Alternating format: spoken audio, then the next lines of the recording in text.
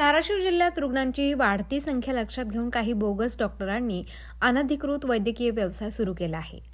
अशा बोगस डॉक्टरांचा तात्काळ शोध घेऊन कठोर कारवाई करावी, तसेच भविष्यात कोणीही असा व्यवसाय करण्याचे धाडस करणार नाही असा कायमस्वरूपी धडा मिळेल यासाठी आरोग्य विभागाने ठोस पावले उचलावीत असे सक्त निर्देश जिल्हाधिकारी तथा अनधिकृत वैद्यकीय व्यावसायिक जिल्हास्तरीय समितीचे अध्यक्ष कीर्ती किरण पुजारी यांनी दिले. जिल्हाधिकारी कार्यालयाच्या सभागृहात आयोजित अनधिकृत वैद्यकीय व्यावसायिक शोधन जिल्हास्तरीय समितीच्या बैठकीत ते बोलत होते. यावेळी जिल्हा शल्य चिकित्सक डॉक्टर धनंजय चाकूरकर, जिल्हा आरोग्य अधिकारी डॉक्टर सतीश हरिदास, उपजिल्हा पोलीस अधीक्षक तसेच तालुका आरोग्य अधिकारी, वैद्यकीय अधीक्षक, पथक प्रमुख व गटविकास अधिकारी यांचे प्रतिनिधी उपस्थित होते.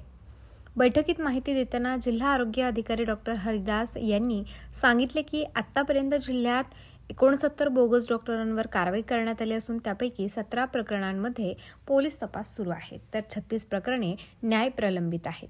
जिल्हाधिकारी पुजारी यांनी ग्रामीण व शहरी भागात विशेष शोध मोहीम राबवून बोगस डॉक्टरांवर कठोर कारवाई करण्याचे आदेश दिले. मात्र कारवाई करताना संबंधितांची संपूर्ण माहिती तपासूनच कार्यवाही करावी, तसेच यापूर्वी गुन्हा दाखल असलेल्या प्रकरणात न्यायालयाचा अवमान होणार नाही व शासन निर्णयांच्या अधीन राहून कारवाई करावी असे त्यांनी स्पष्ट केले.